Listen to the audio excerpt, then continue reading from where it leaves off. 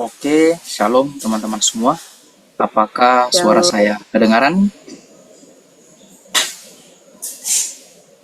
Aman ya, teman-teman ya. Oke, kita ada ber-10 ya, teman-teman. Dan mungkin ada yang belum kenal, perkenalkan nama saya Brian.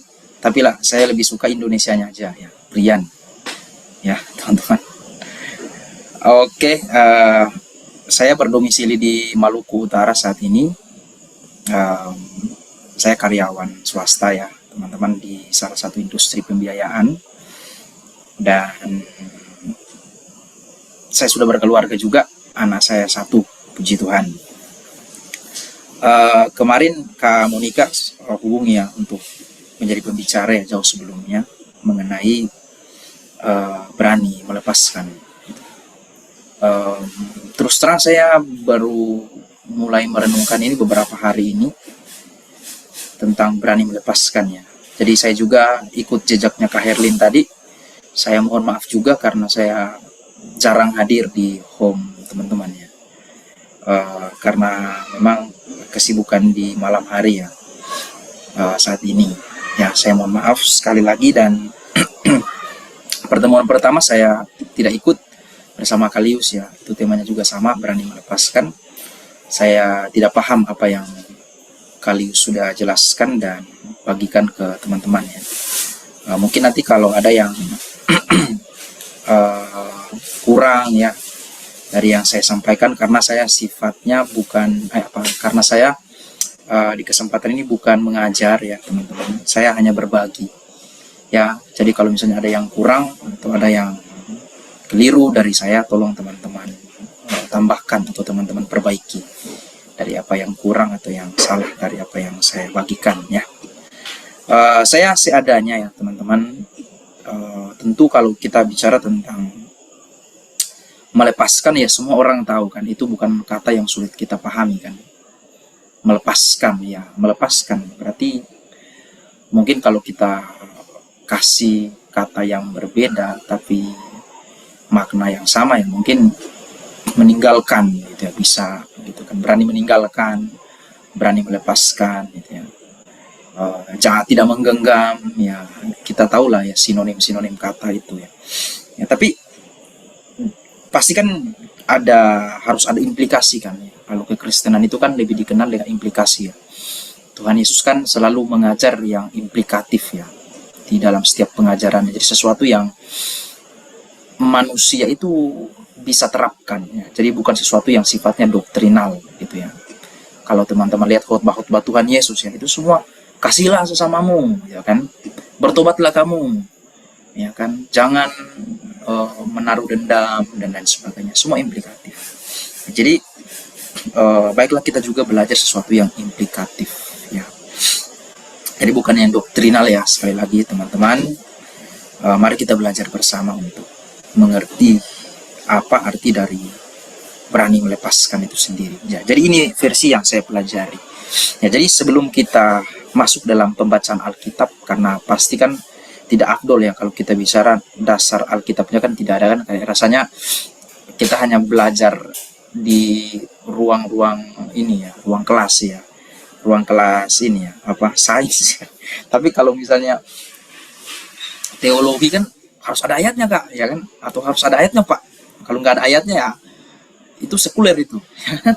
Nggak afdol itu kalau nggak ada ayatnya. Nah, kita akan baca sebentar ayatnya. Dan sekarang kita baca dulu ya. Saya coba cari di internet tadi ya, apa sebenarnya berani melepaskan itu. Arti dasar ya, ini menurut kamus ya, KBBI, artinya 1 ya, membebaskan dari ikatan. Saya bacakan saja. 2, menghilangkan pegangan atau genggaman. Itu arti yang kedua menurut KBBI ya. Yang ketiga, membiarkan pergi. Terus yang keempat, menghentikan kepemilikan atau tanggung jawab atas sesuatu. Ya, jadi ada 4 makna ya, atau 4 arti menurut KBBI melepaskan itu. Jadi yang pertama saya ulangi, membebaskan dari ikatan. Kedua, menghilangkan pegangan atau genggaman. tiga membiarkan pergi, yang keempat menghentikan kepemilikan atau tanggung jawab atas sesuatu. Ya, jadi dari 4 ini kan saya rasa teman-teman mengerti semua, tidak ada yang perlu dijelaskan dari 4 poin ini. Nah, terus ada makna psikologis dan emosional ya. Nah, dalam konteks batin dan perasaan, melepaskan bisa sangat dalam dan sering berkaitan dengan satu, pengikhlasan. Ya, jadi ikhlas gitu ya. Dikaitkan dengan itu ya biasanya maknanya. Terus yang kedua, penerimaan ya. Jadi bukan cuma melepaskan tadi, tapi penerimaan juga ya. Terus yang ketiga, proses penyembuhan ya. Mungkin ini kita agak sedikit bingung ya, tapi ada contoh ya, ada contoh yang buat kita mungkin bisa sedikit lebih mengerti. Nah, contohnya melepaskan seseorang yang dicintai ya.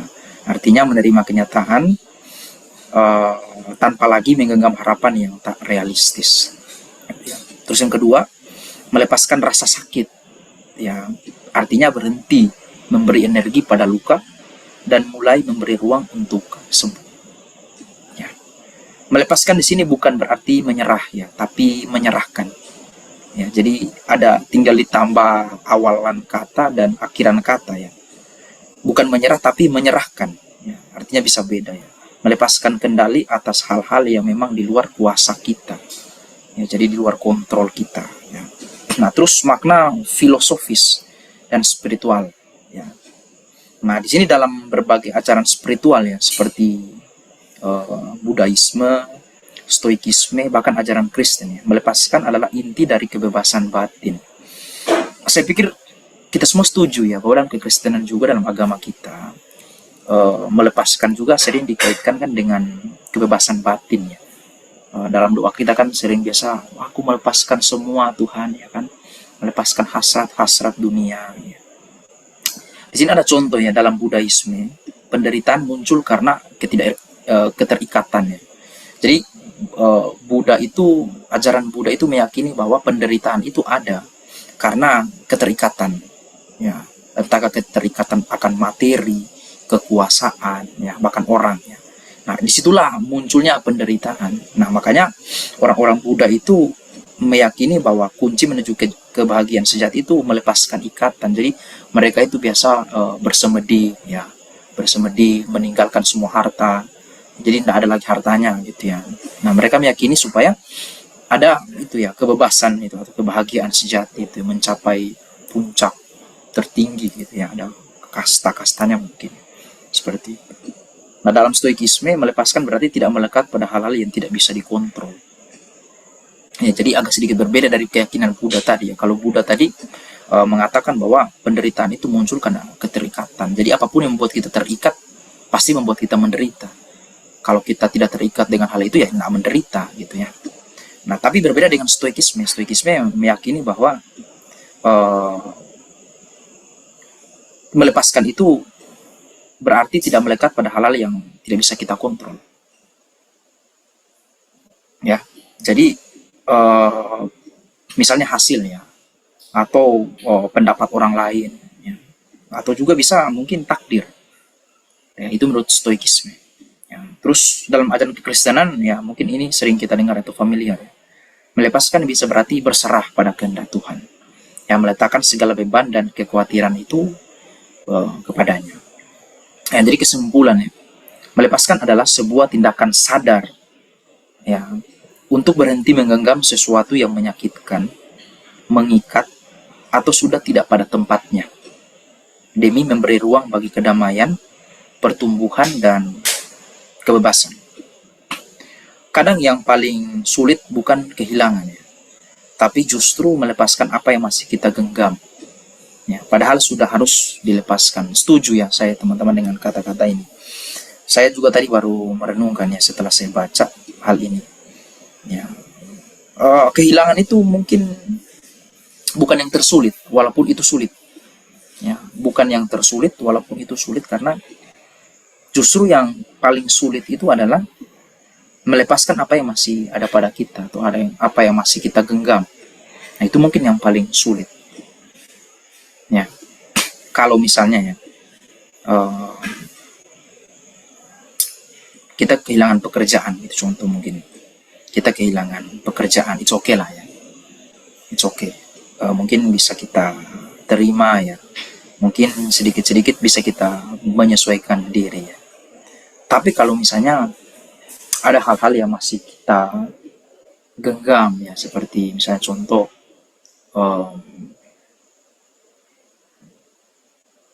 ya seperti tadi, seperti kebanggaan mungkin ya, seperti pride atau kebanggaan itu mungkin sedikit lebih sulit daripada melepaskan pekerjaan itu. Ya mungkin itu maksud dari uh, kesimpulan ini ya. Tapi justru disitulah kita mulai benar-benar merdeka. Teman-teman, saya mau tanya, teman-teman mungkin bisa jawab dalam hati. Apakah teman-teman memang pernah merasakan yang namanya kelegaan ini? Ya, nggak usah kelegaan yang Tuhan Yesus maksud lah. Kelegaan yang dunia mengerti gitu ya. Ketiadaan beban itu ya. Pernah nggak teman-teman itu merasakan itu sebagai orang percaya? Nah, kalau kelegaan yang Tuhan Yesus maksud kan berbeda ya teman-teman. Itu kan aku akan memberikan kelegaan ya. Pikulah yang kupasang dan belajarlah daripadaku, karena aku lemah lembut dan jiwamu akan mendapat ketenangan. Nah mungkin itu sedikit berbeda dan mungkin kita tidak bahas dalam arti itu dulu ya teman-teman, karena saya juga tidak pandai untuk menjelaskan secara arti teologi ya. Nah silakan teman-teman jawab dalam hati ya, apakah memang pernah teman-teman rasakan gitu ya. Nah saya akan mulai masuk ke ayat Alkitab ya. Kita akan belajar dari satu tokoh yang benar-benar menurut saya melepaskan segala sesuatu untuk Tuhan. Tetapi melepaskan tokoh ini bukan melepaskan secara fisik ya. Mungkin saya bilang secara fisik ya teman-teman. Karena hal itu ternyata masih ada padanya gitu ya. Misalnya contoh ya, kekayaan gitu. Ya dalam arti kalau kita baca dari internet tadi, secara harafiah kita mengerti bahwa melepaskan ya enggak ada lagi ke kita. Misalnya kita punya 20 juta, terus hilang nih 20 juta, ya sudah kita lepaskan, let it go ya, biarkanlah sudah ya, jadi miliknya orang 20 juta itu hilang misalnya. Nah tapi dari toko ini saya belajar bahwa ternyata kehilangan atau berani melepaskan, bukan kehilangan, berani melepaskan itu bukan seperti itu ya, jauh lebih berkualitas ya melepaskan dari satu toko ini. Nah tokonya Abraham ya teman-teman. Teman-teman pasti tahu dia punya julukan ya, bapak orang percaya ya, atau bapak orang beriman ya. Jadi kalau misalnya kita mau ngomong iman ya, maksudnya mungkin nih lihat di bapaknya nih, atau lihat teladannya nih orang beriman itu contohnya seperti dia. Mungkin kalau Tuhan Yesus hidup ya, kalau kita tanya Tuhan Yesus di perjanjian lama siapa sih orang yang paling beriman menurut Tuhan Yesus ya, pasti Tuhan Yesus saya percaya akan menunjuk satu orang ini, salah satunya gitu ya, Abraham. Nah karena apa yang Abraham imani itu membuat Tuhan itu mengangkat dia itu menjadi kekasihnya ya, mengangkat dia menjadi kekasihnya dan berjanji memelihara keturunannya gitu ya. Hanya Abraham ya menurut saya teman-teman yang mendapatkan janji nih, penyertaan atas keturunan ya. Saya kurang tahu ya apakah memang ada tokoh-tokoh yang lain yang di luar keturunan Abraham yang mendapatkan janji ya. Janji ini kan Tuhan teguhkan ya, itu kan setelah Abraham itu kan selesai dengan semua ya. Selesai dengan semua perjalanan, selesai dengan dirinya sendiri, dan berhasil mengikatkan diri dengan Tuhan baru ya setelah semuanya ini. Jadi saya setuju sekali dengan ajaran Pak Eras ya, no crown without cross ya. Jadi tidak ada mahkota tanpa salib atau penderitaan. Dan salib atau penderitaan itu bukan kalau menurut saya, salib itu kan maknanya kan penderitaan orang ya. Ya mungkin kadang-kadang kita salah, termasuk saya. Salah dulu memaknai salib itu. Saya pikir salib itu penderitaan kita. Mungkin kalau menurut saya lebih tepatnya salib itu penderitaan orang. Karena Tuhan Yesus tidak pernah memikul salibnya sendiri. Dia sudah selesai dengan dirinya sendiri. Baru memikul salib, dan itu orang lain. Ya, kan kayak yang Tuhan Yesus bilang kan, barang siapa ingin mengikut aku, dia harus melepaskan dari segala sesuatu kan. Nah, baru yang kedua disusul, memikul salib dan mengikut aku. Jadi lepaskan diri dulu dari segala sesuatu. Selesai dulu kamu dengan dirimu sendiri, baru pikul salib. Nah, salib itu apa nih? Orang lain nih, beban yang akan Tuhan taruh nih. Pekerjaan Allah.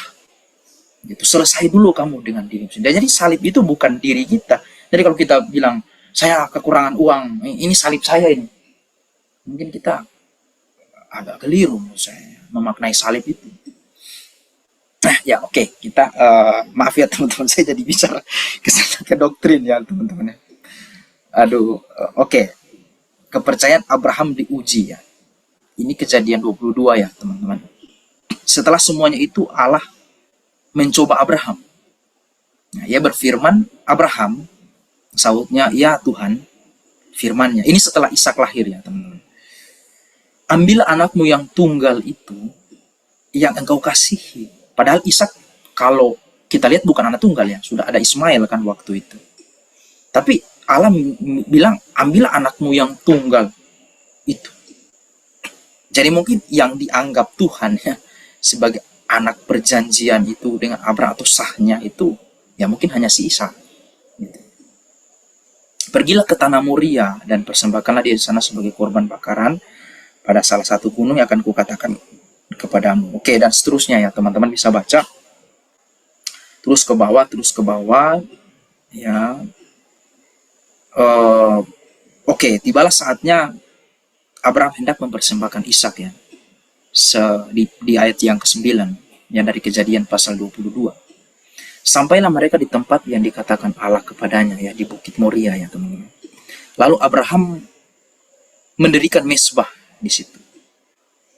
Ya, jadi disusunnyalah kayu, diikatkannya Ishak anaknya itu, dan diletakkannya di mezbah itu di atas kayu api. Sesudah itu Abraham mengulurkan tangannya, lalu mengambil pisau untuk menyembelih anaknya. Tetapi berserulah malaikat Tuhan dari langit kepadanya, Abraham, Abraham. Ya saya yakin bukan begini ya, mungkin lebih keras ya waktu itu ya. Ya Tuhan, ya sahutnya.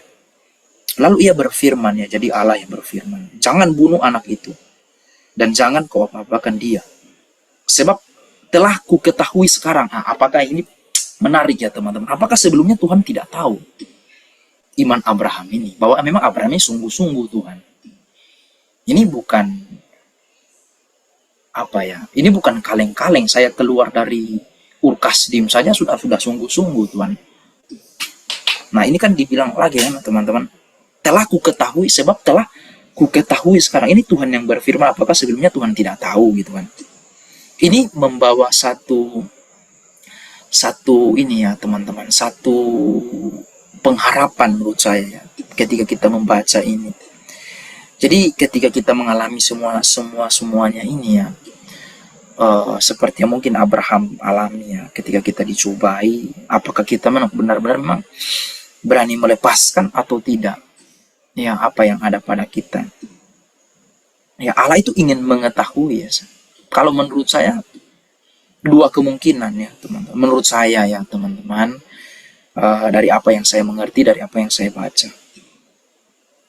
Sebelumnya bisa jadi Tuhan sudah tahu, tapi karena Allah memiliki tatanan, dia mau semuanya berjalan sesuai dengan tatanan, yaitu perbuatan jahat harus ada pembuktiannya, dan perbuatan baik dan berkenan juga harus ada pembuktiannya. Nah, setelah Abraham ternyata dilihat Allah memang benar-benar serius, barulah dia mengatakan hal ini. Ya, jangan bunuh anak itu dan jangan kau apa-apakan dia, sebab telah ketahui sekarang bahwa engkau takut akan Allah. Ya, bahwa engkau takut ya akan Allah. Dan engkau tidak segan-segan untuk menyerahkan anakmu yang tunggal kepadaku. Nah, teman-teman, beberapa waktu yang lalu saya sempat diberkati dengan salah satu buah pemikiran saya sendiri. Ya, dan ini saya bagikan ke istri saya. Saya bilang begini, teman-teman. Apa sih sebenarnya merdeka dari dosa itu? Kalau saya tanya misalnya sama teman-teman, sekarang teman-teman, apa sih merdeka dari dosa itu? Mungkin teman-teman akan jawab seperti ini. Tidak berbuat dosa lagi pasti kan? Tidak berbuat dosa lagi kan? Merdeka sudah kita kena dosa. Kita tidak berbuat dosa lagi. Iya, saya setuju ya, 100% dengan kalimat itu. Tetapi apa maksud saya begini, apa yang kita alami dari hal itu? Apa yang kita rasakan dari ketidakberdosaan itu?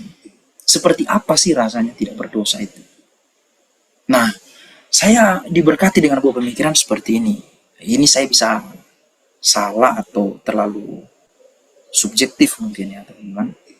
Nah, teman-teman boleh koreksi kalau saya salah. Jadi ketidakberdosaan itu teman-teman, kondisi tidak berdosa itu, di saat apa yang dulu menjadi dosa kita itu sudah tidak kita lakukan dan sudah tidak kita ingini, seperti hal yang tidak pernah menjadi dosa kita. Paham ya teman-teman ya, kira-kiranya? Saya berusaha menjelaskan apa yang saya pikirkan aja ya teman-teman. Jadi sekali lagi ya teman-teman, ketidakberdosaan itu lagi atau kemerdekaan dari dosa itu di mana hal itu tidak kita lakukan ya, satu. Terus yang kedua, tidak kita ingini lagi, seperti sesuatu hal yang tidak pernah menjadi dosa kita. Saya kasih contoh begini teman-teman. Saya bukan perokok ya teman-teman. Saya tidak suka rokok. Saya tidak pernah merokok sama sekali. Saya tidak tahu bagaimana perjuangannya itu ya. Bukan perjuangan ya mungkin ya. Saya tidak tahu bagaimana lelahnya menjadi seorang perokok. Itu tidak tahu rasanya ingin merokok. Gitu ya. Nah, yang Tuhan mau, kalau menurut saya ya, keadaan kita, kalau misalnya tiba-tiba saya menjadi perokok ya, tiba-tiba nih saya menjadi perokok sekarang, bagaimana sih dikatakan saya itu sudah bebas dari dosa merokok? Contoh, kalau misalnya memang kita menganggap rokok itu dosa, mungkin kita sepakat semuanya. Mungkin. Iya, kamu harus kembali ke perasaan awalmu itu tadi. Kamu harus membebaskan dirimu sampai kamu punya perasaan seperti yang semula tadi. Kalau belum seperti itu, kamu belum merdeka. Dosamu mungkin hanya tertidur. Ketika ada distraksi, ketika ada penyebab mungkin, kamu mungkin bisa jatuh lagi di dalam dosa yang sama. Nah, untuk taraf ini kan tidak ada yang tahu kan? Nggak ada yang bisa nilai kan? Apakah memang dosa itu masih hidup atau benar-benar sudah mati dosa itu? Makanya kan harus diuji terus kan, seperti Abraham kan diuji terus sampai puncak. Kalau misalnya ngomong setia ya, keluar dari Ur Kasdim aja udah setia teman-temannya, menurut kita ya. Tapi menurut Allah belum. Waktu kamu kelaparan mau pulang atau stay Abraham? Abraham gak ada pilihan teman-teman, lari ke Mesir lah. Intinya jangan pulang gitu ya. Karena Tuhan tidak suka saya pulang masalahnya. Abraham paham sekali itu. Ketika kelaparan, terpaksa lari di Mesir ya. Hampir Sarah dijadikan istri Firaun kan. Sampai Tuhan yang harus turun tangan waktu itu. Nah, terus sampai puncaknya Ishak. Ya, Ishak yang jadi target Tuhan terakhir. Nah, kalau ini Abraham berarti, nah, makanya muncul ini ya. Telah ku ketahui waktu Abraham keluar dari Ur Kasdim, Tuhan tidak bilang, telah ku ketahui agar engkau setia. Enggak. Makanya kalau misalnya Tuhan itu pencobaannya itu menitik beratkan di hal-hal yang menjadi kelemahan kita ya. Ya kita jangan bilang, Tuhan lepaskanlah saya dari ini. Tolong Tuhan. Mungkin saja Tuhan ingin membereskan kamu itu sampai titik maksimal dosamu itu benar-benar mati. Kamu marah-marahan gitu. Tiap hari dikasih orang yang pengen marah. Menang saya Tuhan, haleluya, saya menang ini. Besok ketemu lagi dia. Tuhan kapan dipecat sih ini orang? Jadi kan, udah berapa kali menang sih aku ini Tuhan, nggak sanggup lagi nih. Ya mungkin Tuhan merasa level itu atau takaran itu belum cukup. Ya, sehingga ditambah lagi tuh, tambah. Dari orang yang level yang bisa bikin kita marah 50% dikasih hari lagi orang yang benar-benar, waduh, benar-benar yang kita lihat mukanya aja udah emosi mungkin gitu ya. Nah, mungkin kalau yang perokok, kamu dikasih lingkungan orang-orang perokok. Pekerjaanmu, waduh, merokok, pada sudah komitmen ingin berhenti merokok gitu ya. Sudah 2 tahun nih, nggak merokok. Tiba-tiba masuk pekerjaan baru, perokok semua. Nah, bisa nggak merokok? Kalau masih merokok lagi berarti kadar ketahananmu atau kekebalanmu terhadap dosa itu belum cukup menurut Allah. Dan ini belum bisa matang kita. Belum matang. Kita. Untuk dunia yang akan datang, kita setuju ya bahwa dunia yang akan datang itu adalah langit baru dan bumi yang baru. Jadi pengulangan semua yang ada di dunia ini. Jadi semua dinamika dunia ini, segala yang baik yang Allah telah ciptakan dan semua tatanannya, itu akan terulang di bumi. Gitu ya. Kita akan menjadi rekan sekerja Allah yang akan mengelola langit dan bumi yang baru. Mungkin akan ada tambang, ya. Mungkin akan ada perusahaan juga, ya. Mungkin akan ada, intinya dinamika, ada dinamika menurut saya di surga itu. Nah, orang-orang yang menjalankan ini kan tidak boleh, kan orang-orang yang masih punya kekentalan terhadap dosa kan, hancur ini dunia yang akan datang kalau diisi sama orang-orang yang masih kental terhadap dosa, yang kecenderungannya masih berbuat dosa. Nah, dari mana kita tahu kita layak masuk dunia yang akan datang? Nah, itu yang saya bilang lalu ya, pernah saya sharing mungkin teman-teman ya. Kesaksian di dalam batin itu ya.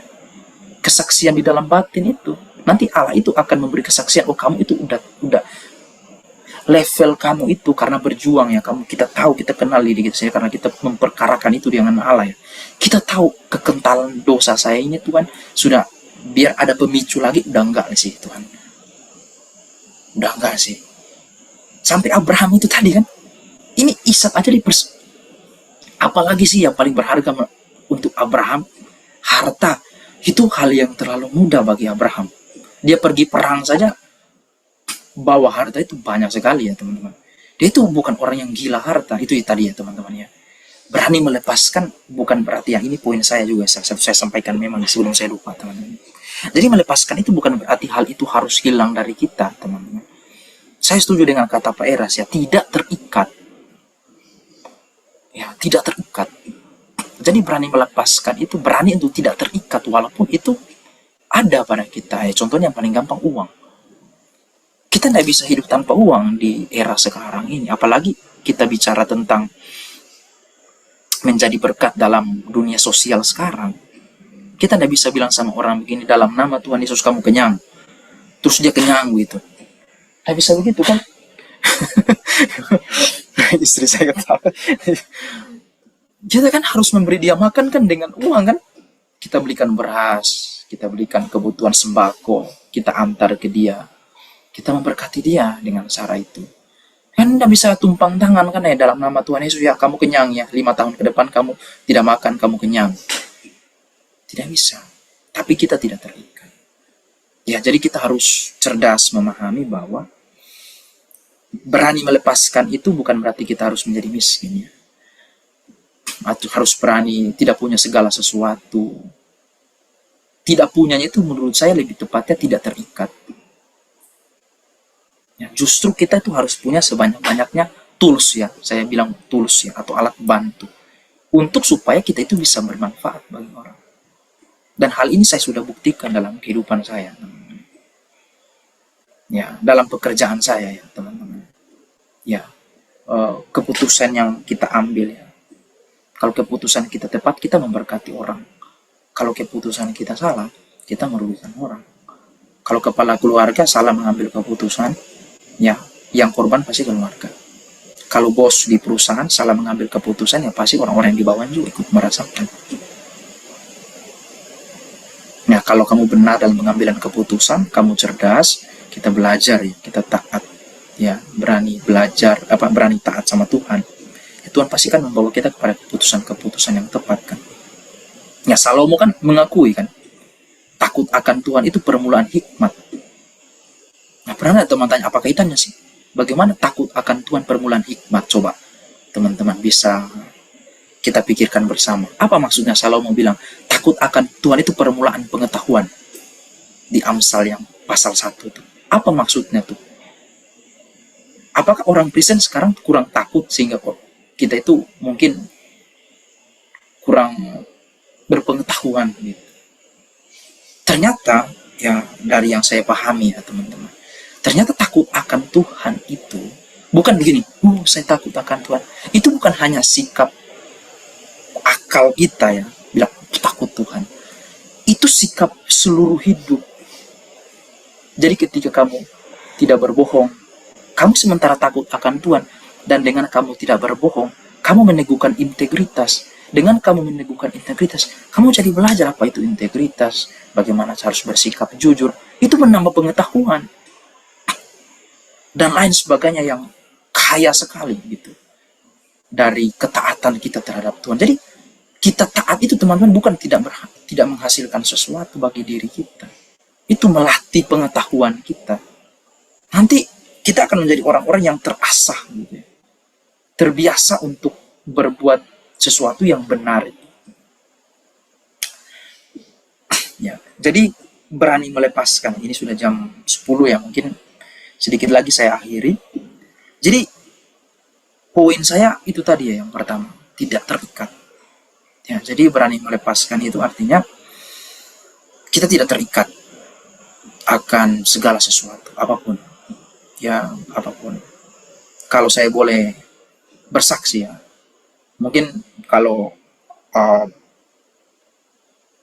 orang-orang di luar sana mungkin banyak ini ya, bersaksi tentang kemenangan ya, kemenangan demi kemenangan. Wah, apa kesaksian kamu? Waduh, saya bersaksi tentang kemenangan saya atas ini, atas itu, dalam pekerjaan saya atas ini, atas itu. Kalau saya mungkin teman-teman, saya ingin bersaksi tentang kegagalan saya ya. Jadi banyak sekali kegagalan saya ya teman-teman dalam mengikut Tuhan itu. Ya, saya baru sadar ternyata banyak sekali yang belum saya lepaskan. Ya. Makanya saya tetap memegangnya kepercayaan kepada Pak Eras ya. Saya tidak tahu apakah teman-teman juga berpikir sama seperti saya atau tidak. Saya tetap berpegang teguh atau tetap percaya bahwa Pak Eras itu benar-benar orang yang Tuhan pakai sebagai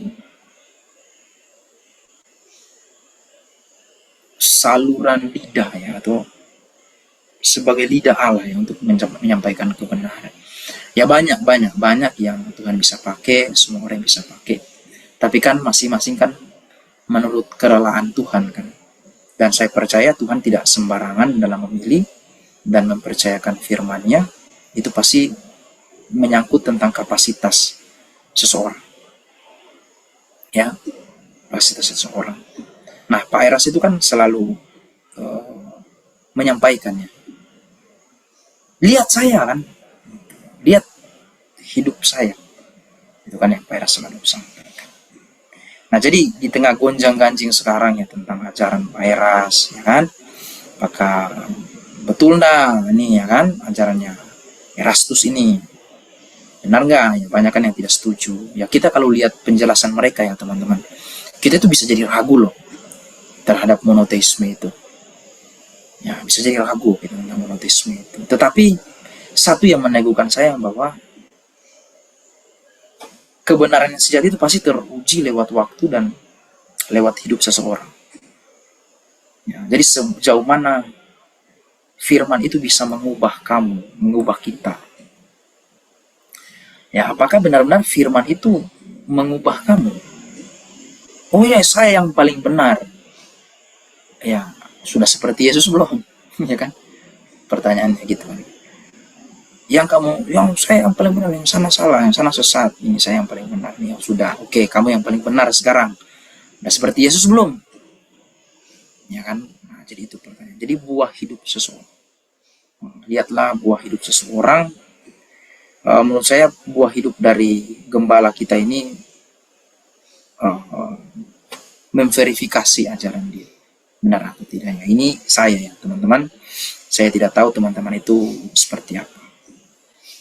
Ya, nah, jadi terakhir dari saya teman-teman sebelum kita masuk dalam diskusi adalah berusaha untuk tidak terikat ya, terhadap apapun. Ya, teman-teman harus menguji, kita semua harus menguji apa yang membuat kita terikat. Apapun itu. Tapi kan saya sudah tidak berdosa lagi, misalnya contoh gitu ya. Sudah lama saya meninggalkan dosa-dosa seperti yang orang-orang yang lakukan. Mungkin perkataan,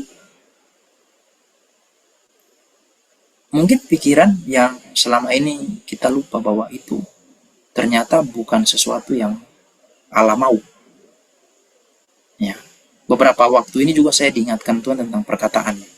Saya baru sadar ternyata perkataan saya itu banyak melukai orang.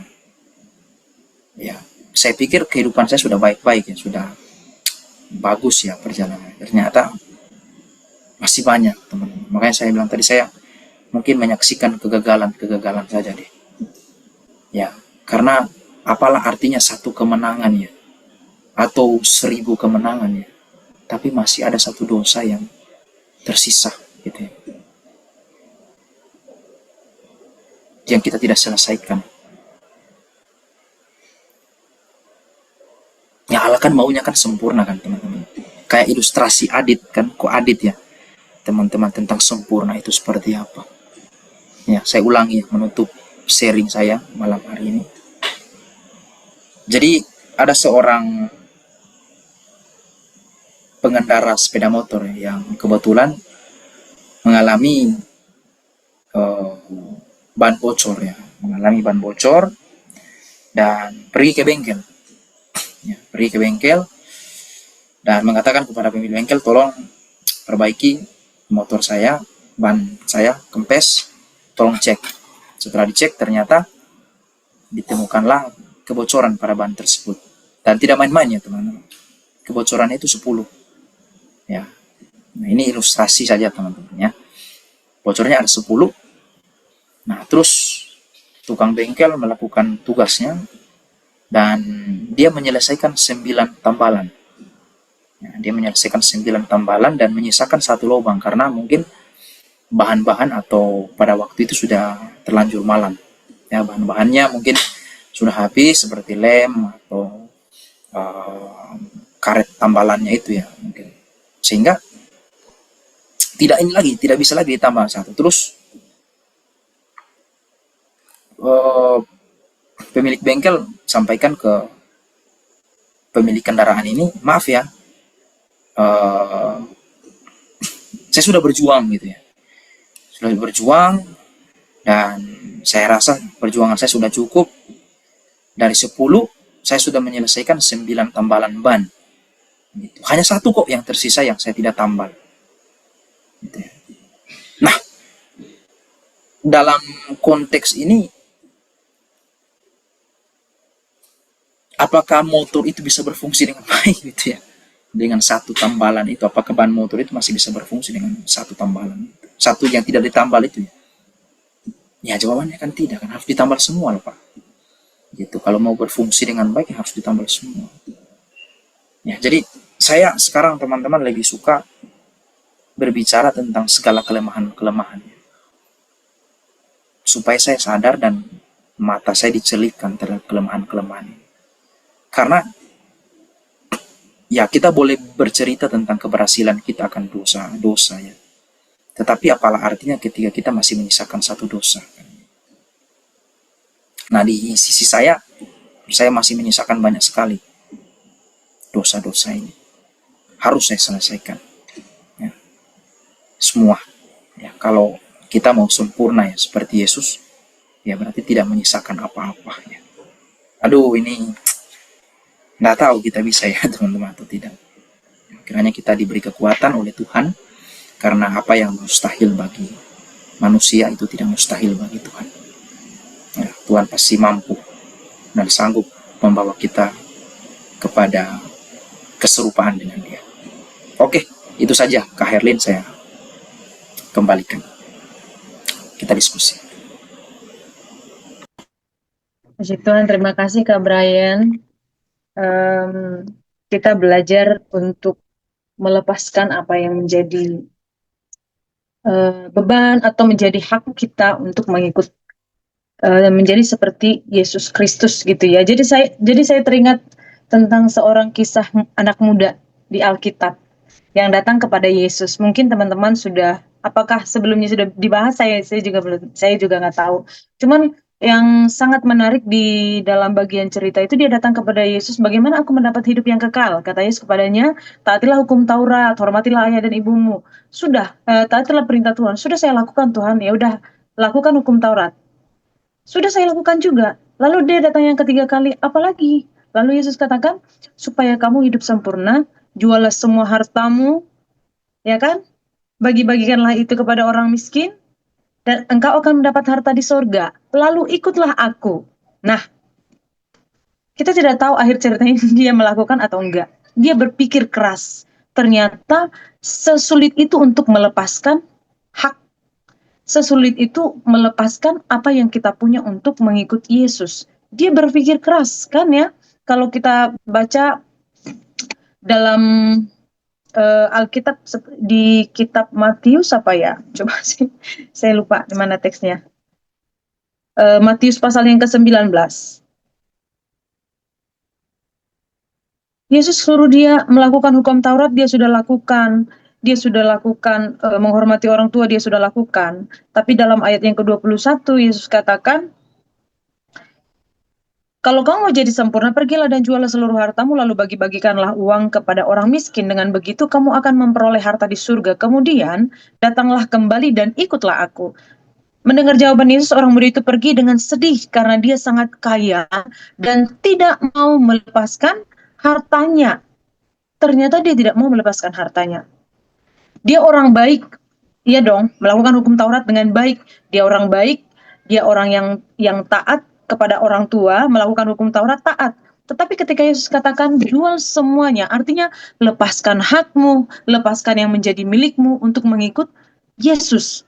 Karena untuk memperagakan hidup Kristus memang sesulit itu kan? Itu yang saya ingat dari penjelasan Kak Brian. Melepaskan itu jangan mengikatkan diri. Dia kan hartanya sudah mengikat dia. Dia membuat dirinya terikat dengan apa yang dia miliki. Dia membuat dirinya terbelenggu. Maka ketika dia mau melepaskan itu, dia mikir keras dan dia tidak mau.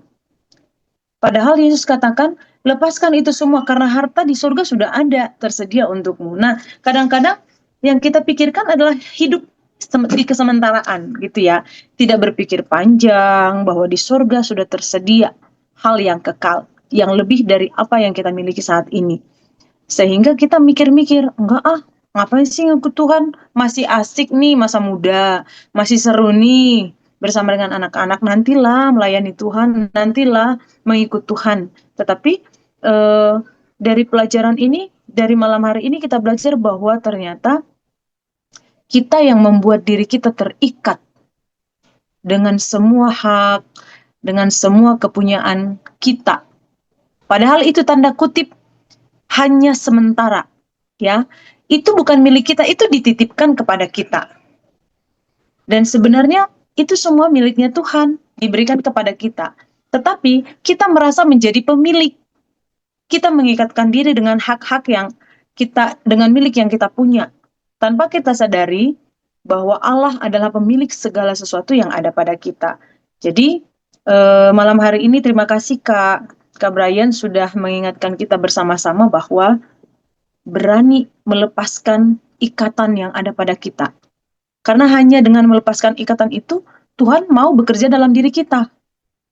Itu kan? Kalau kita masih mengikatkan diri dengan hal-hal yang ada di dunia ini, kemewahan, hak, jabatan, harta. Sepertinya Tuhan enggan untuk mendekati kita juga, ya kan? Seperti buktinya anak muda itu dia anak baik kok, turut orang tua, melakukan hukum Taurat, tapi itu semua ternyata tanda kutip di mata Tuhan. Tuhan ingin semua lepaskan keterikatan itu, lepaskan semua hak, lepaskan semua kepunyaan, dan ikut Tuhan. Tuhan ingin mengajari dari kisah itu, saya pikir rendah hatilah dan ikut Yesus Kristus. Mengikuti jejak Yesus Kristus. Kan kita semua ini orang Kristen, pengikut Kristus. Berarti sikap hidup Kristus harus terpancar dalam kehidupan kita setiap hari kepada siapapun. Sulit sekali. Sangat sulit. Semua aspek kehidupan Yesus harus kita peragakan. Tetapi kalau kita masih terikat dengan satu hal, misalnya terikat dengan harta, kemewahan, kemegahan diri, akan susah untuk mengampuni, akan susah untuk memandang orang yang lebih kecil dari kita, akan susah untuk memperagakan kerendahan hati Yesus, akan susah melakukan itu semua. Dan tentunya pasti susah untuk beroleh hidup yang kekal. Tapi malam hari ini kita diingatkan bersama-sama bahwa ternyata keterikatan itu membuat kita terbelenggu, bukan sehari dua hari, tetapi terbelenggu untuk selamanya. Dan nggak mungkin beroleh hidup yang kekal kalau sudah dibelenggu oleh setiap ikatan-ikatan yang membuat kita tidak bisa memandang kemuliaan. Tuhan berkati Kak Brian. Ada yang mau menambahkan teman-teman? Atau barangkali ada yang mau bertanya? Saya persilakan.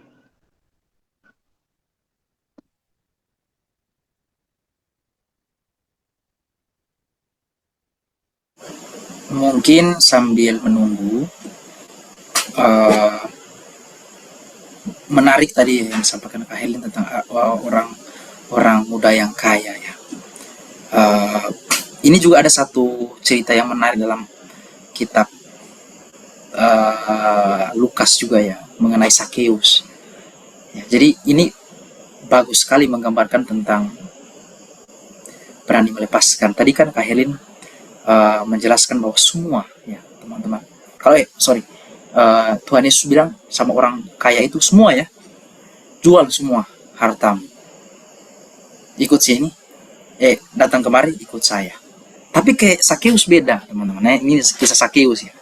Tetapi Sakeus berdiri dan berkata kepada Tuhan, Tuhan, setengah dari milikku akan kuberikan kepada orang miskin, dan sekiranya ada sesuatu yang kuperas dari seseorang, akan kukembalikan 4 kali lipat. Ya, Tuhan bilang gini sama Sakeus, hari ini telah terjadi keselamatan pada rumah ini karena orang ini pun anak Abraham. Sebab anak manusia datang untuk mencari dan menyelamatkan yang hilang. Tuhan tidak keberatan dengan setengahnya Sakeus. Tuhan tidak bilang begini ke Sakeus, jangan setengah dong Sakeus. Aku udah bilang sama orang kaya tuh, semua. Masa lu setengah? Ini kan menarik kan teman-teman. Kenapa Sakeus setengah Tuhan setuju? Sementara yang tadi mesti semua kan, all in kan. Nah ternyata Tuhan itu menilai hati manusia. Jadi Sakeus ini benar-benar udah nggak terikat lagi teman-teman. Jadi Sakeus mau kasih 10%, mau kasih setengah, mau kasih semua, itu bagi Tuhan sama aja, karena yang Tuhan nilai itu ketidakterikatan manusia. Beda lagi seperti persembahan janda kan, janda kan kasih semua, Tuhan bilang biar cuma 50.000 dia kasih masuk, dia yang paling oke loh. Itu semua ahli Farisi bagi kasih 1 juta, enggak, gua hitung tuh janda itu yang paling diterima Allah tuh janda tuh semua tuh dia. Nah Sakeus setengah kan. Nah, makanya memang ketidakterikatan itu teman-teman hanya bisa kita tahu kalau kita itu bersekutu ya dengan Tuhan. Kita nggak tahu ukuran kita. Jadi jangan coba-coba menakar Tuhan dengan 10%. Ya, saya sudah kasih 10% udah cukup loh. Lu nggak tahu Tuhan setuju apa enggak. Karena yang tahu keterikatanmu itu Tuhan. Jangan lu sok-sok 10%. Ya kalau Tuhan mau 10% ya 10%. Kalau Tuhan mau 90%, atau seperti yang kaya tadi tuh, kalau Tuhan mau 100% gimana? Berabe kita. Ya kan? Ya teman-teman, menarik ya diskusi Kak Herlin ya. Thank you ya Kak Herlin tadi. Bagus.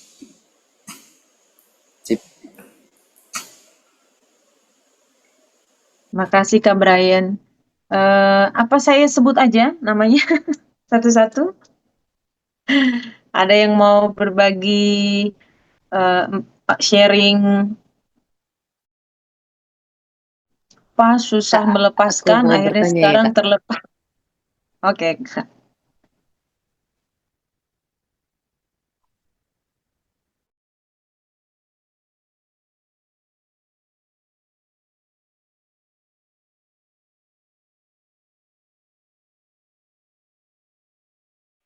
Halo, Kak. Tes. Bisa? Ya. Eh, Bisa. aku tertarik tadi ya sama perumpamaan yang Brian cerita tentang Kak Adit itu ya. Itu perumpamaan tentang yang tadi itu maksudnya pengertiannya tentang melepaskan atau tentang menjadi sempurna ya, Brian?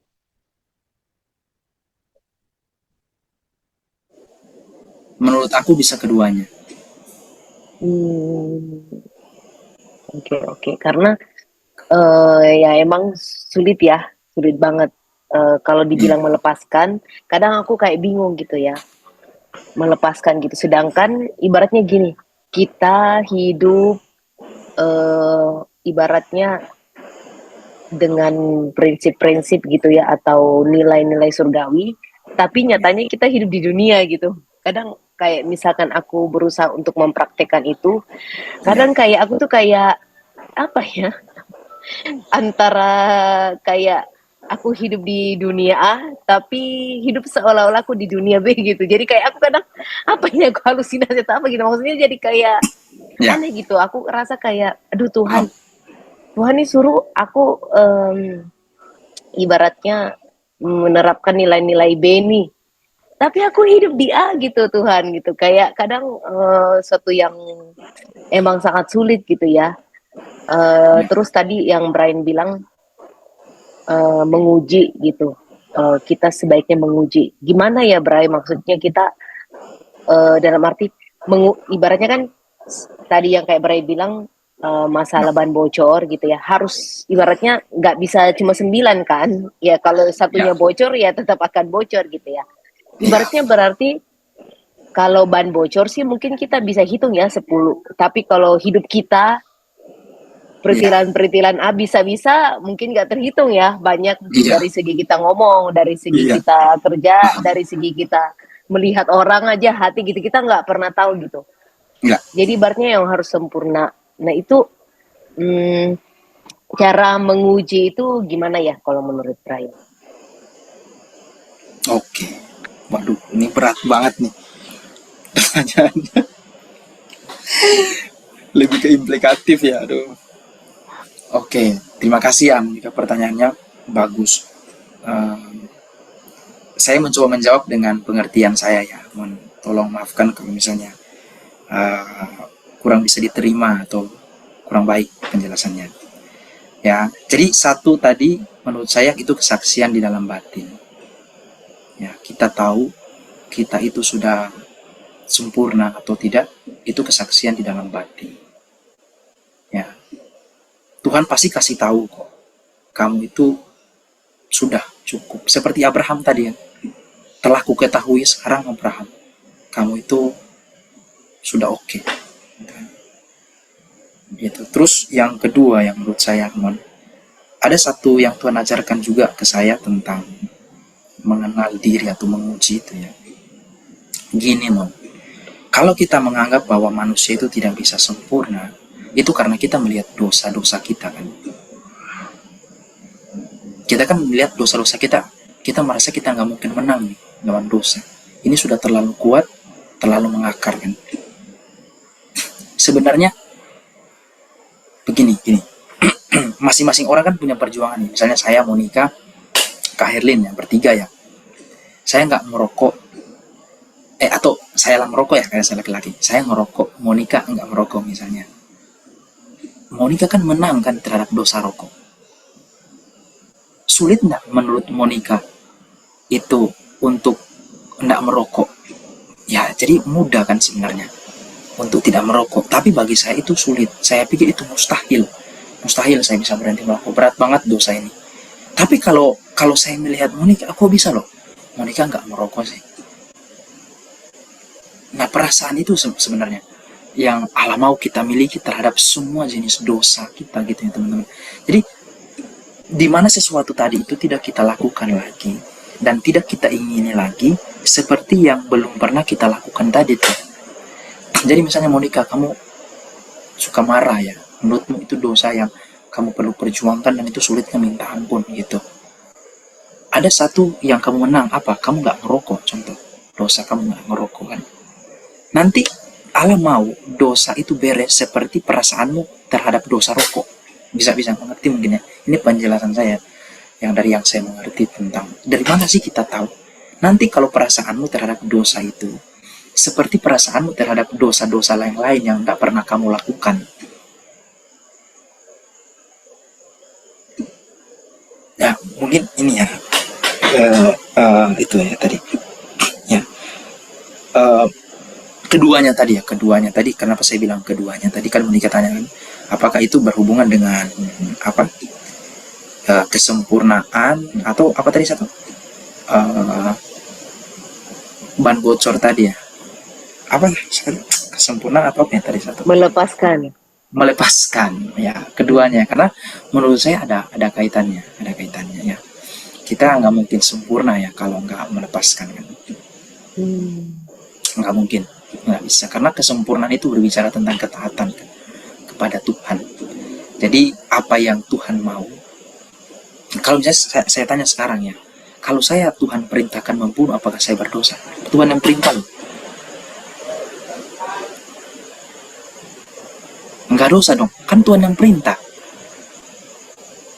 Contoh aja ya ini misalnya Tuhan kasih perintah ke saya Brian kamu membunuh ya bunuh dia karena dia sudah berdosa banget. Seperti orang Israel kan disuruh habis itu bangsa Kanaan.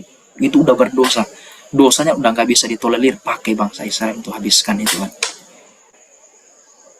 Apakah orang Israel dikatakan berdosa ketika melakukan pembunuhan itu?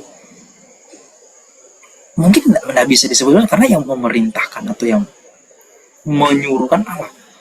Jadi sebenarnya kesempurnaan itu ya teman-teman ketika kita sudah berhasil melakukan semua yang Allah kehendaki itu setiap hari itu dengan baik atau tidak kekurangan lagi seperti Tuhan Yesus. Jadi semua yang Tuhan Yesus lakukan itu dari awal hari sampai akhir hari itu semuanya sesuai dengan pikiran perasaan Allah. Jadi kalau Allah mau kamu tidur, kamu harus tidur untuk kesehatan. Kalau Allah mau kamu kerja hari itu, walaupun kamu sedikit sakit, kamu harus kerja. Nggak bisa kamu bilang, nah ya Tuhan, saya kayaknya nggak bisa ya Tuhan. Tapi kehendaknya Allah kamu harus kerja. Kalau kita melanggar itu saja berarti kita belum sempurna. Itu menurut saya maksud kesempurnaan itu seperti itu mungkin. Tolong ditambahkan deh teman-teman atau Monica.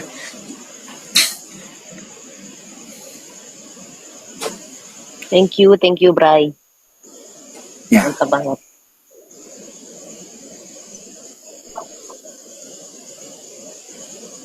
Berat ya Kak? Berat pertanyaannya. Terjawab ya? Terjawab nggak? Jawab, aku nanya soalnya aku rasa berat banget sama yang kayak Brian bilang. Cuman ya, yang nggak ada pilihan lain kan.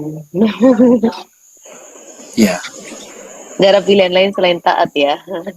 Selain taat. Pasti bisa loh. Karena dosa yang menurut Monica berat itu ada loh orang yang nggak berdosa di situ.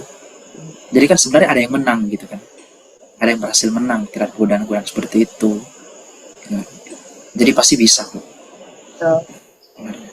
Kecuali nggak ada yang menang gitu ya. Nggak ada bukti yang menang gitu. Nggak ada satupun manusia yang bisa menang terhadap dosa yang itu tuh. Nah, mungkin kita akan pesimis ya.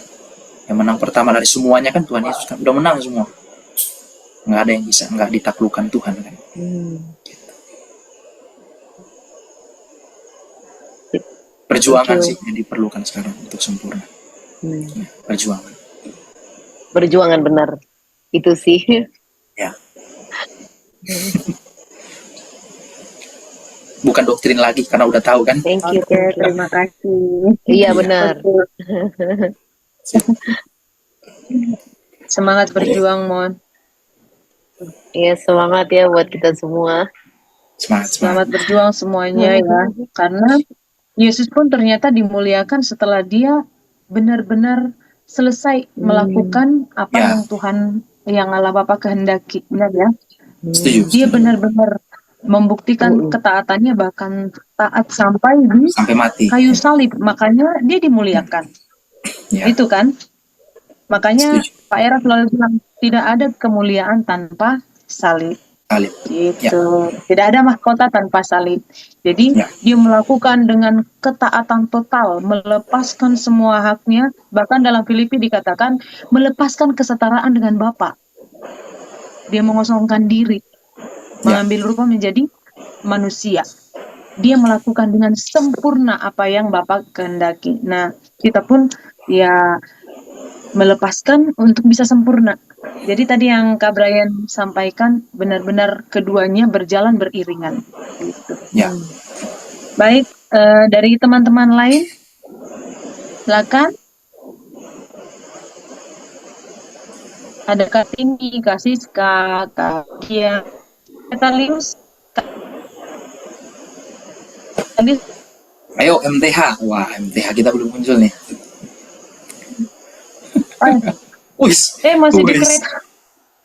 Kirain Bruno Mars tadi.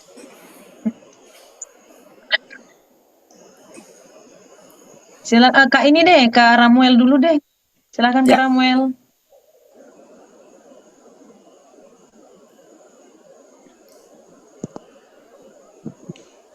Maaf Kak, ini saya lagi di luar, jadi ini malam saya simak saja dulu Kak.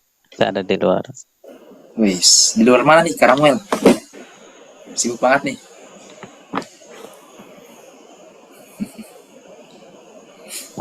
Ini maksudnya ini dari perjalanan mau pulang Kak.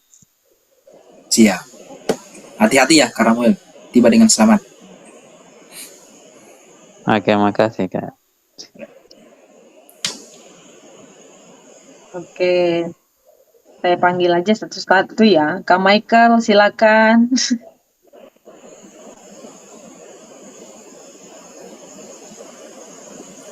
Waduh, selamat malam semua. Malam. Malam, Kak. Thank you Kak Bray. Dari awal katanya hanya mau sharing, tapi udah kayak mengajar nih Kak Bray. Sharing lah. Kalau saya sih dari awal sih mendengar Kak Brian sharing apa ya, ya menyenangkan aja gitu. Memang apa semua sharing yang Kak Brian itu sangat memberkati gitu. Kalau saya sih nggak ada pertanyaan sih, cuma pokoknya terberkati lah malam ini ya, dan mudah-mudahan ke depan juga kamu nih panggil Kak Brian lagi.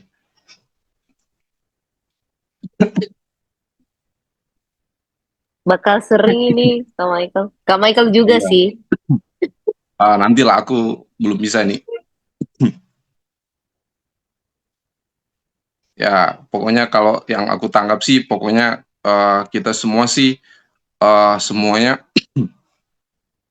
apa ya, belajar melepaskan apa yang sudah menjadi kebiasaan kita sehingga terikat gitu. Sebenarnya ya karena itu sih kalau yang saya renungkan dari tadi ya, itu mungkin karena kebiasaan kita dan karena kondisi di lingkungan tempat kita mungkin yang mempengaruhi kita sehingga kita menjadi apa yang kita sekarang ini begitu. Sampai-sampai tadi kan dengar-dengar sharing teman-teman, pasti keterikatan kita pasti beda-beda gitu. Mungkin yang satunya susah untuk melepaskan untuk ngerokok, tapi kalau saya karena nggak ngerokok ya nggak ada perjuangan untuk itu, dan mau berjuang gimana ya, aku nggak suka rokok gitu aja ya kan. Tapi yang satunya aduh susah banget gitu ya, pasti ya itu karena lingkungannya dan kebiasaan dia bergaulnya gimana ya, pasti itu sih. Jadi terus tadi juga tadi udah dibahaskan mengenai melepaskan, yang satunya lepaskan semua harta, tapi yang satunya hanya sebagian atau beberapa. Ya itu semua juga pasti Tuhan pasti melihat gitu. Eh, kita semua itu terikatnya di mana gitu. Mungkin uang 100.000 ya, kita kehilangan 100.000, misalnya saya kehilangan 100.000 dengan kalian, itu mungkin kita merasa berharga itu pasti berbeda gitu. Dengan pendapatan kita, pasti akan terasa berbeda. Mungkin kalian kehilangan 100 juta, mungkin ya itu nggak terlalu masalah begitu. Mungkin di teman lain itu waduh, itu udah merasa sangat kehilangan, karena mungkin itu seluruh hartanya gitu. Gimana dia mau kasih makan keluarganya. Jadi semua pasti beda-beda. Ada saat mungkin Tuhan kita merasa lebih, punya harta yang lebih, tapi Tuhan berharap itu kita pakai untuk pekerjaan Tuhan gitu. Jadi semuanya masing-masing beda-beda gitu. Ya, di sinilah home kita nanti bisa sharing bersama gitu. Itulah home gitu. Itu sih mungkin dari saya. Terima kasih. Terima kasih Kak Michael. Kak Tini, ada yang mau di-sharing kan Kak?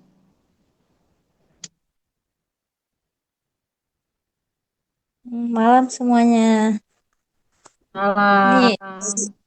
aku dengar Kak Michael bilangnya kalau kehilangannya. Benar kata Pak Michael. Tuh aku kan ngerasain tuh kejadian. Aku kan lagi ngumpul uang kuliah buat anak gitu kan. Aku nabung dari dia SD gitu, sedikit-sedikit gitu kan. Terus pas mau kuliah, mau ambil uangnya, ternyata nggak bisa lagi gitu kan. Jadi memang bukannya, maksudnya aku punya perasaan itu nggak terlalu kayak mana gitu ya, nggak terlalu tertekan atau apa, karena kita masih bisa cara lain. Terus tapi bukan nggak sedih, sedih kan, kita masalahnya ngumpulnya dari SD gitu kan. Cuman kita pikir ulang lagi, kita sedih juga nggak ada gunanya gitu kan, uangnya nggak balik gitu kan, kita mau marah, kita mau memaki juga nggak ada faedahnya, malahan maksudnya berdampak buruk untuk kitanya sendiri juga kan. Jadi aku pikir ya kadang-kadang memang nggak mudah melepaskan untuk menerima segala masalah gitu ya. Tapi kalau kita mau, karena kekuatan dari selama ini kita ikut home gitu, dari pengajaran-pengajaran, paling enggak membekas dan memberi kekuatan gitu. Jadi benar gitu ya fungsinya, kita selalu ikut home, ikut pengajaran-pengajaran gitu. Jadi walaupun kita cuman dengar masuk gitu kan, tapi setidaknya itu pasti berema di dalam diri kita gitu. Dan kita bisa belajar untuk melepas, untuk ikhlas, dan menerima gitu. Jadi segala sesuatu itu mungkin ada efek walaupun kita ikut sedikit-sedikit gitu. Jadi, tapi ibarat kata kita memelihara tanaman, kita tiap hari kita siram, nggak mungkin dia langsung tumbuh besar dan berbuah kan. Pasti dia tumbuh dikit-dikit itu baru menghasilkan buah gitu. Jadi begitulah kali ya. Makasih ya Kak.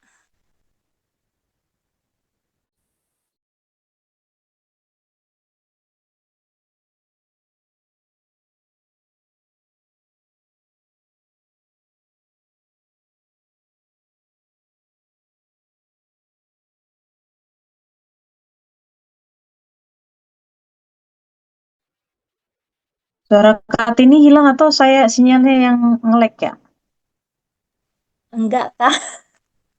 Oh ada ya. Aku nggak denger soalnya. Berarti sinyal saya ya. Enggak nge-lag Kak. Aku udah aku bilang segitu Oh aja untuk sudah. sementara gitu. Mm-mm. Oh ya. Oh, terima kasih Makasih Kak Kak. Tini. Iya, sorry Kak. Semangat ya Kak Tini. Selamat berjuang mengumpulkan yang telah hilang, tetapi jangan sampai membuat terikat. Benar ya? tadi saya tertarik sebetulnya kata-kata Monica di awal. Katanya begini, saya mau melepaskan tapi saya kan masih hidup di dunia. Saya pikir kita semua begitu ya. Untuk misalnya hal kecil deh, materi. Tuhan saya mau lepaskan semua, tapi saya butuh. Ya Tuhan nggak mungkin suruh kita jadi nggak kerja. Tuhan nggak mungkin suruh kita jadi pribadi yang malas-malasan karena Tuhan menjamin hidup. Tuhan menjamin hidup, tetapi kita juga harus bertanggung jawab atas hidup kita. Nah, yang Tuhan maksudkan adalah jangan terikat dengan hal-hal yang membuatmu jauh dari Tuhan. Makanya dikatakan putuskan segala hubungan, segala apapun itu dengan keterikatan yang menghalangimu bertumbuh di dalam Tuhan. Tadi Monica juga bilang bagaimana caranya kita menguji apakah itu keterikatan ya tadi. Jadi saya pikir segala sesuatu yang kita lakukan, kita diberikan hati nurani gitu ya. Kita diberikan hati nurani. Brian juga sebetulnya tadi udah jelasin. Kita bisa menimbang. Dan Roh Kudus pasti bantu kita untuk menimbang apakah ini berkenan di hadapan Tuhan dan dampak dari apa yang sudah kita lakukan itu kira-kira membawa hal yang positif atau hal yang negatif gitu ya. Jadi Tuhan menginginkan kita bertanggung jawab atas setiap hidup kita masing-masing.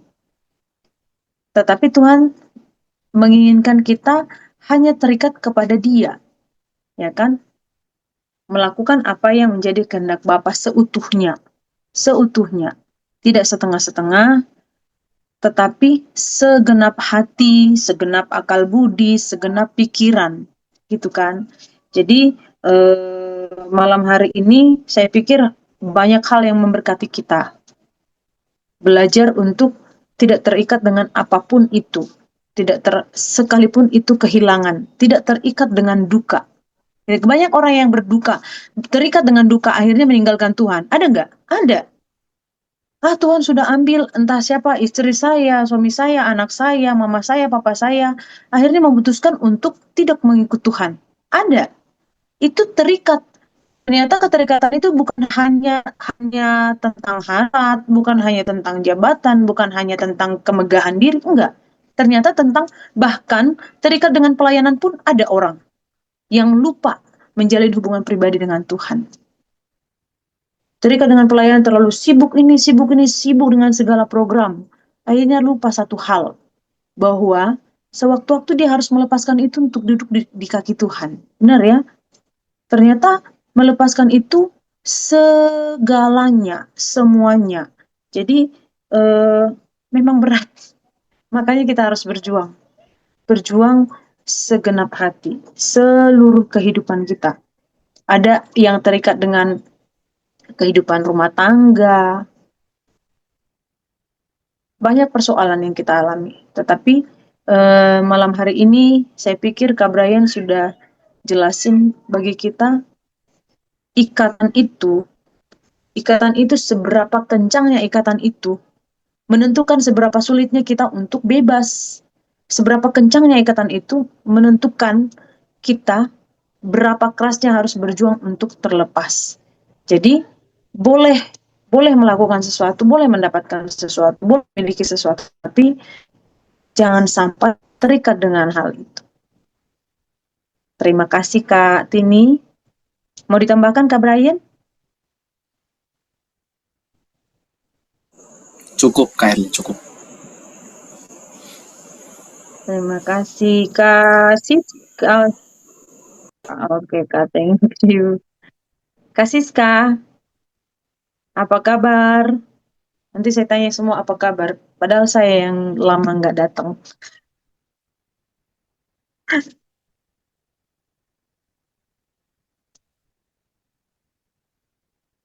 Shalom Kak Siska. Halo, Shalom Kak. Aduh, maaf Kak, jaringan Kak. Suara Oh, putus Kak. Ini Anda jelas jelas. ini. Iya. Dari saya cukup Kak. Terima kasih Kak. Kak Widya. Iya, Shalom. Tapi ini sekarang masih belum kondusif kayaknya kalau mau ngobrol panjang pada belum tidur. Aku jadi pendengar dulu ya. Nih, Oh, baik, masih Kak. mau mulai ini nih anak-anak pada mulai masuk Siapa kamar. ini? Mm-mm. Oke ya, nggak apa-apa, Kak. Kak Kevin, Kalau enggak, sore baru join, ada pasien. Lagi iya nggak pikir. apa-apa, Kak. Aku nyimak dulu aja, Kak. Makasih. Sepertinya kita nunggu Kak Liu sini sampai di Tapi Kak Enrico dulu. Silakan. Oke, terima kasih Kak Brian ya. Tadi saya ada pesan terakhir dari Kak Brian yang memberkati saya. Tadi Kak Brian bilang, kita belum sempurna karena kita melihat dosa kita di masa lalu atau dosa yang belum kita selesaikan. Itu aja sih Kak, itu memberkati saya. Dah, singkat aja ya. Thank you, Kak. Masih ada? Kak Brian, silakan. Enggak, aku gini, eh, teman-teman, ketika kita membagikan sesuatu ya, teman-teman,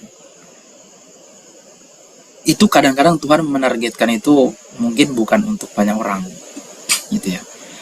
Aku pernah, dulu aku sering ini ya, buat catatan, aku suka buat catatan ketika aku saat teduh ya, teman-teman. Terus aku harus posting di WA, gitu ya. Terus aku bilang, kayaknya aku sombong gitu ya, mungkin ya. Ada kesombongan gak ya di situ, pengen kelihatannya bagus gitu ya kalau kita rohani gitu kan di status gitu kan, kita tulis gitu ya. Sebenarnya bukan ya teman-teman, mungkin ada gitu semua, tapi aku mikirnya gini. Aku kan baca satu buku ya teman-teman, judulnya Atomic Habit ya.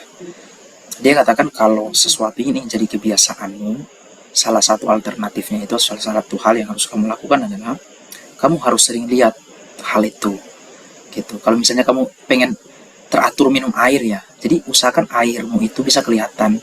Jangan kamu taruh misalnya botol kamu itu di bawah laci, taruh di depan kamu tuh.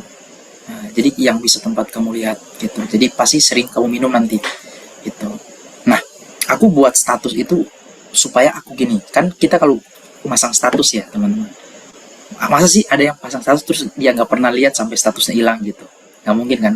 Kita pasti sering lihat-lihat lagi kan statusnya, pengen lihat lagi gitu kan, siapa yang udah like gitu kan, siapa yang komen gitu kan, pengen lihat lagi, baca-baca lagi. Kalau foto kita lihat-lihat lagi, wah udah bagus kayak fotonya kan gitu kan. Nah, aku coba terapin itu ya teman-teman di status aku itu. Kenapa sampai aku statusin gitu ya, supaya aku sering lihat. Nah, semakin sering aku baca, kadang-kadang itu semakin memberkati sendiri tulisan aku itu bagi saya gitu ya. Nah, jadi suatu waktu ya teman-teman, saya sampai di titik di mana saya merasa itu mungkin berlebihan gitu ya. Sampai ada satu orang yang komen ya. Dia bilang gini, mungkin hampir sama tadi dengan Kak Enrico gitu ya. Kak Enrico, thank you banget ini mengingatkan aku akan yang lalu. Jadi dia bilang begini, Kak, selama ini tulisan Kakak itu memberkati saya. Itu tuh, puji Tuhan ya, satu orang ternyata bisa diberkati gitu. Ada yang diberkati gitu ya. Nggak tahu yang lain gitu kan, yang lihat status dari kebanyakannya, tapi ada satu orang yang merasa diberkati. Jadi remanya adalah mungkin tulisan kita atau sharing kita itu mungkin hanya menusuk satu orang, tapi tusukannya itu membelah hati dia dan membuat dia berubah gitu. Kita nggak tahu ya, makanya memang home ini jadi memperlengkapi kan kita sebenarnya ya. Jadi pergumulan Kak Enrico bisa memberkati saya, pergumulan saya bisa memberkati Kak Monica, pergumulan Kak Monica ketika diceritakan bisa memberkati Kak Herlin, dan saling itu. Kita nggak tahu tusukan kedalaman itu seperti apa kan. Bisa jadi Tuhan suruh kita itu bukan untuk semua orang, cuma untuk satu orang saja yang kebetulan memang butuh kan, seperti itu. Jadi keinget tadi sih Kak Enrico, terima kasih ya, terima kasih banyak. Aduh, terima kasih banyak, kalau bisa diberkati terima kasih banyak. Ya, kita segala pujian bagi Tuhan. Itu Kak Erlin, thank you. Ada Kak Erik nih, udah nggak enak ngomong banyak, ada Kak Erik, ada suhu. Enggak, Brian mantep Brian. Kak Erik gimana nih kabarnya? Ya, Kak Erik baru dari home Manado ini, baru selesai. Oh, Sorry. iya. Kak Erik tambah sibuk nih, udah jarang kelihatan loh Kak Erik. Ya, enggak sibuk Brian, menyibukkan diri aja biasa. Menyibukkan diri. Tapi luar biasa loh Kak Erik. Dengan kesibukan seperti ini ya, masih kelihatan ini ya. Nggak berubah ya, kan ada orang-orang kan biasa kan kalau semakin sibuk dia kadang-kadang udah jarang senyum gitu ya. Kalau Kak Erik sih enggak sih, sibuk atau enggak sih, Kak Erik sih tetap ini ya. Sama aja. Kita tuh sama aja. Yang bahaya itu kalau udah berubah Brian tuh. Malah Kak Oh, Erik iya. bersyukur ada teman-teman di HN5 dalam kesibukan Kak Erik. Kalian tuh tetap menghidupkan home ini. Udah bangga banget. Thank you teman-teman semua keluarga HN5. Kalian tuh the best. Iya. Ada Herlin juga yang tetap setia, Kevin, Hendriko, Lius, Ramuel, Michael, siapa lagi tuh? Siska, Tini, Widya. Nah, thank you banget deh. Ya, thank you teman-teman ya. Sorry kalau Kak Erik nggak nyimak dari awal. Tapi lanjut, biarkan Kak Erik diberkati sama kalian. Karena Kak Erik perlu diberkati oleh kalian. Kak, minggu depan belum ada pembicara loh, Kak. Waduh. Berarti udah ada nih sekarang. Ditodong langsung ya. Bisa nih. Maksudnya nggak ada pembicara, ada Herlin kan? Ada Christine kan? Ada siapa lagi? Kak Erik mengikut. Kak Erin disimpan untuk bulan depan, Kak. Oh gitu. Di teror sekarang ya. Di teror malam ini ya. Udah siap deh untuk HN5 lah. Iya. Syukurlah, puji Tuhan. Biar aku bilang alhamdulillah. Oke. Ya lanjut lagi teman-teman. Kak Erik saya sambil nyimak ya. Biar Kak Erik dapat berkat dari kalian nih semua. Thank you Kak Erik. Sebetulnya kita sudah selesai Kak Erik. Udah selesai. Saya terlambat ya. Kita Ada nunggu Kak rekamannya, Erik sama Kalius, tapi Kalius masih dalam perjalanan, katanya jangan ganggu saya. Jadi kita ini Kak Erik. Jadi aku punya pertanyaan mumpung Kak Erik ada di sini. Kira-kira Siapa tuh Kalius? Siapa tuh? oh iya. Kalius dari mana tuh? Iya, Kalius ini. sekarang itu udah jadi family man. Iya bener. Kemana-mana ya. Perfect dia. Gimana Herlin? Jadi lupa aku kan. Roni. Jadi kira-kira apa yang membuat setiap kita susah untuk melepaskan yang kita rasa sudah menjadi hak milik, apa yang sudah kita rasa menjadi ini aku loh, ini diriku dan ini kepunyaanku, supaya kita menjadi pribadi yang seperti Kristus gitu kan. Kan kita seperti tadi Monik bilang, kita kan hidup di dunia, butuh dihargai, butuh dihormati, butuh duit, butuh semuanya. Tapi gimana caranya kita untuk melepaskan ikatan itu? Kita berjuang loh, kita berjuang, maksudnya kita berusaha untuk setiap hari dekat dengan Tuhan. Kita berusaha, kayak saya ingat selalu kata kakak kamar saya dulu. Saya punya kakak kamar orang Atambua, dia bilang begini, kamu lakukanlah kebaikan bukan untuk dilihat orang, tapi karena memang kamu adalah orang baik gitu. foto Cici tuh. Padahal saya bukan orang baik gitu kan. Tapi seperti saya jadi nangkap tadi maksud Kak Brian, sampai kita lupa caranya berbuat salah, sampai kita lupa caranya berbuat dosa, sampai kita lupa caranya merokok bagaimana gitu. Seperti perasaan semula sebelum kita merokok gitu. Nah, cara untuk melepaskan itu bagaimana Kak? Gitu. Thank you Herlin. Sebenarnya masalahnya simple. Karena kita merasa pemilik. Kita ini bukan pemilik dari semuanya. Saya selalu menyadari dalam kehidupan saya, dan makin kesini saya sudah menyadari, saya ini bukan siapa-siapa, saya nggak punya apa-apa, saya cuma punya Tuhan satu. Jadi di saat saya dilepaskan jabatan atau apapun, di hati saya tuh nggak ada. Maka dari awal waktu Koepan milih saya tahun lalu sebagai ketua HOM, saya langsung berani juga ngomong sama Koepen. Kok hari ini Koepen suruh saya berhenti dari ketua HOM, saya berhenti. Karena di hati saya nggak ada mau terikat apapun. Makanya saya baru ngerti apa artinya kata Peres, yang kita boleh ikat cuma hanyalah Tuhan. Peres sering ngomong gitu kan. Seringkali kita yang terjebak dengan suatu kehormatan. Saya waktu tahun ini dibilang nggak pegang home secara sepenuhnya, di hati saya nggak ada marah. Saya bilang sama istri saya nggak pernah marah, nggak. Meskipun orang-orang home semua bilang, Kak Erik, lo kan yang bangun home, lo yang tahu home ini. Enggak. Karena saya menyadari dari dulu awal saya pelayanan, saya tuh selalu dapat firman Tuhan gini. Paulus yang menyiram, Apolos yang menanam, Tuhan yang memberi pertumbuhan.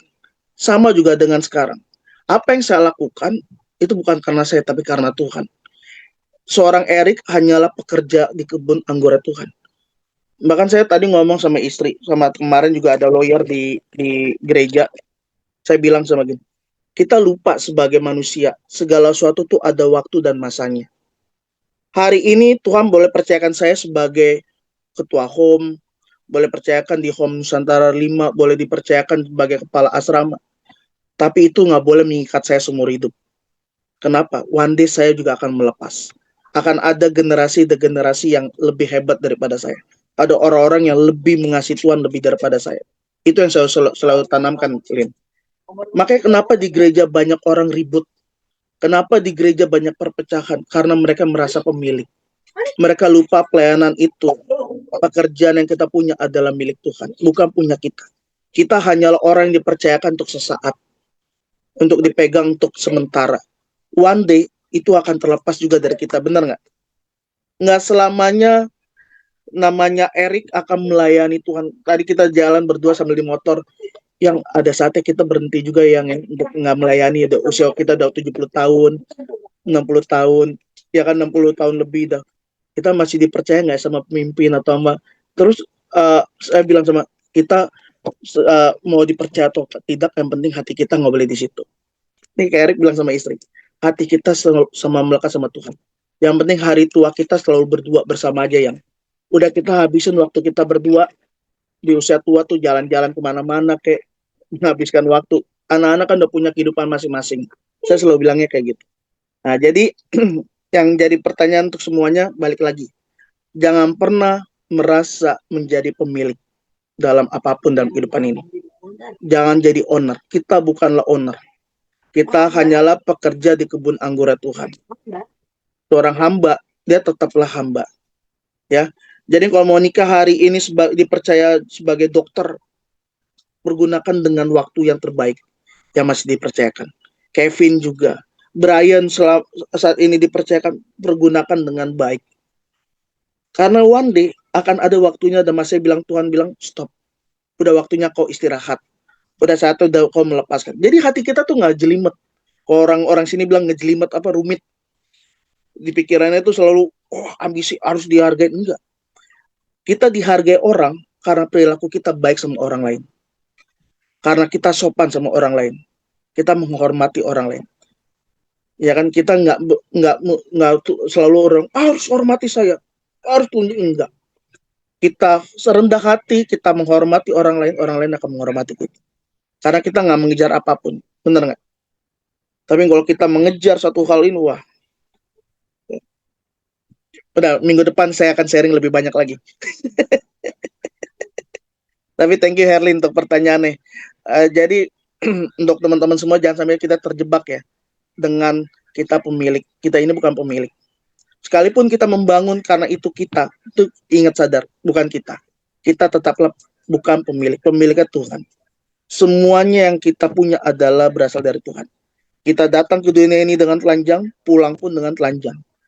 Tidak ada satu pun yang kita bisa bawa.